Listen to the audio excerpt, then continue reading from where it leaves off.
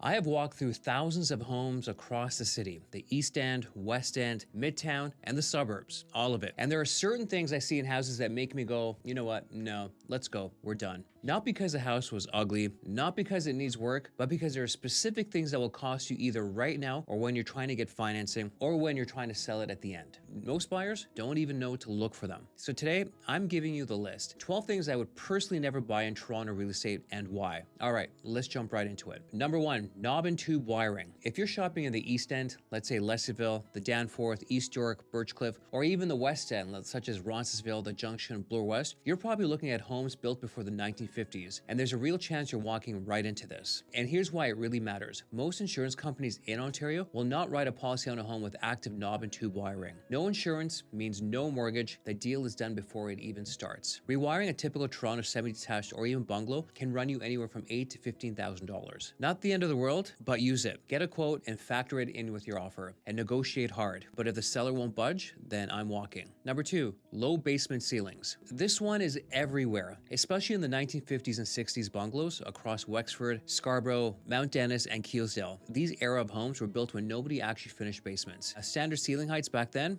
well, they were just 6 feet, sometimes 6'2". But here's where the problem lies. To have a legal basement apartment in Toronto, you need at least 6 feet 9 inches. Under that, you cannot rent it out. You can't count it as a livable space. A legal basement apartment in the city right now can generate you anywhere from $1,500 to $2,200 a month. Over 5 years, that's potentially over $100,000 you're leaving on the table. The fix is underpinning, and it works, but this can cost you about $50,000 to $100,000 easily. Most buyers aren't going to do that, and they're moving on. Make sure you bring a measuring tape to every semi-detached and bungalow that you're going to go take a look at in the city, and seriously, do it. Number three, backing into highway, railroad, or even loud commercial properties. The GO lines, Freight Trail, the Gardner Expressway, the DVP, and the 401 all cut through residential neighborhoods in the city, and there are hundreds of beautiful homes right behind them. You walk into the backyard and you absolutely hear it. And you know what? Your future buyer, well, they're going to hear it as well. That sound is absolutely permanent, and you definitely cannot build a high enough fence. I've seen beautifully renovated homes back onto the GO corridor that have sat on the market for 60 to 70 days, with identical houses sitting 2 streets over that sell within a week. That discount is about 5 to 10%, and it shows up every single time. Your backyard should feel like a retreat, not a transit corridor. Number four, the buried oil tank. This one can absolutely blow up your deal and your finances. Pre-1960 homes across Etobicoke, East York, North York, Scarborough, a lot of them were heated with oil. The tanks were located in the basement or buried in the backyard. When the homeowner switched over to gas, well, they just left the tank there. Steel tanks corrode and they leak. Oil seeps into the soil, and that contamination is now your liability as a new owner. Not the previous owner, but yours. To remedy this issue, this could cost you anywhere from $10,000 to $30,000. And if it spreads into your neighbor's property, well, I've actually heard cases where this could cost up to $100,000, and that's serious money. A buried oil tank doesn't always show up in the standard home inspection by any means. The inspector usually just checks what is visible. Underground, well, you won't see it. The pre-1960 home, ask the seller directly. Check the basement for capped oil lines. Get an environmental site assessment before you even make an offer. A few $100s here could save you tens of thousands of dollars in the future. Number five, galvanized steel plumbing. Same vintage homes. Pre-1960 Toronto housing stock. Original water pipes, galvanized steel, well, they corrode from the inside out. Mineral deposits build up until the opening is basically the size of a pencil. What does that mean?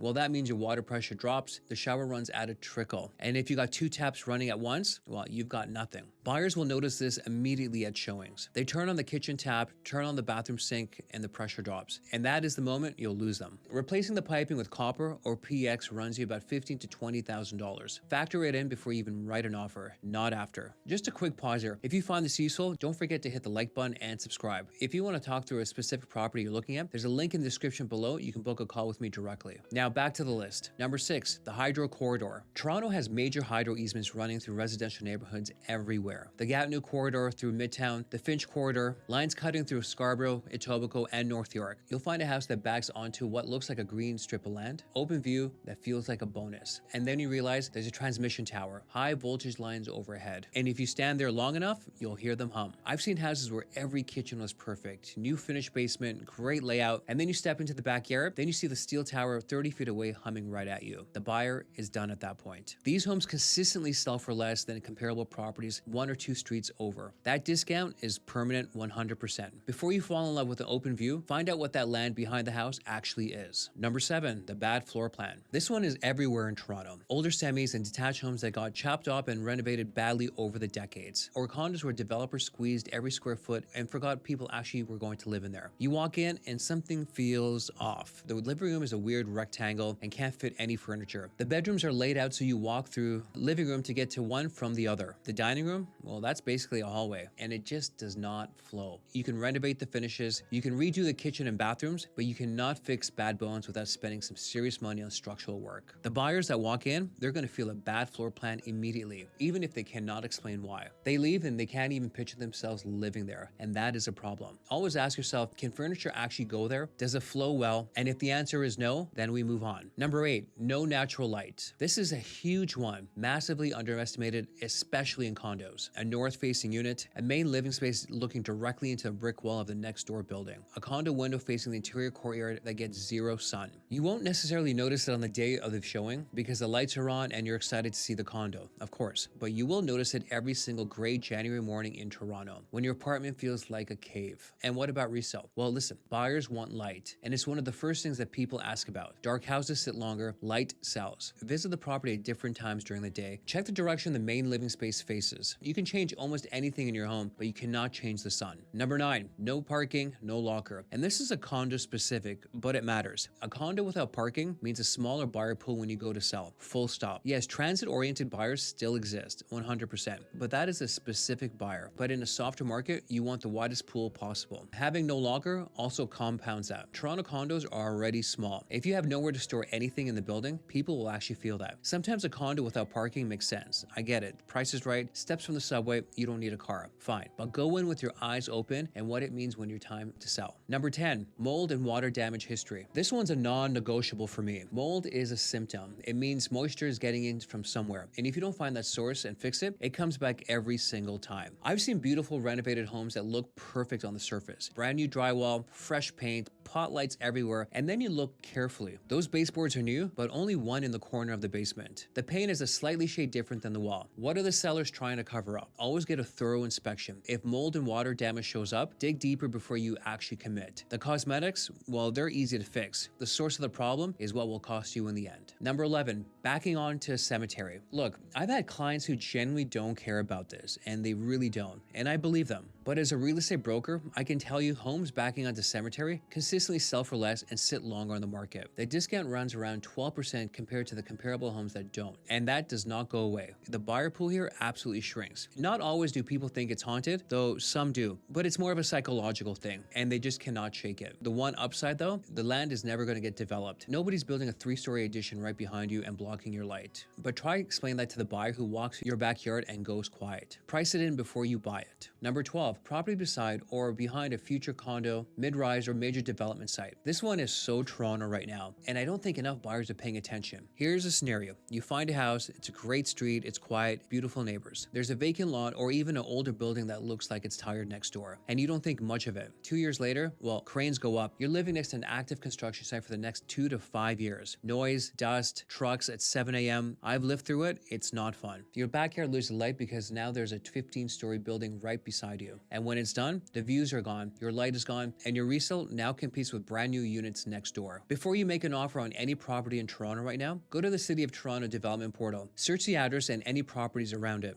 Look for active applications, zoning amendments, and committee adjustment hearings. This just takes about 5 to 10 minutes to do. This city's being built upwards everywhere. You need to know what's coming up before you sign. Look, none of these actually makes the house completely unsellable, but every single one on this list will cost you. Right now, when you're trying to get financing or when you're sitting across a buyer who found the same thing you should have caught before you bought. The best time to think about resale is before you buy. Walk the basement, look up at the wires, stand in the backyard and listen, check the development portal, and ask those hard questions now. Because once you own that property, well, those features are all yours. If you found this video helpful, don't forget to hit the like button and make sure you subscribe. My name is Shameer Arain. Thanks for watching.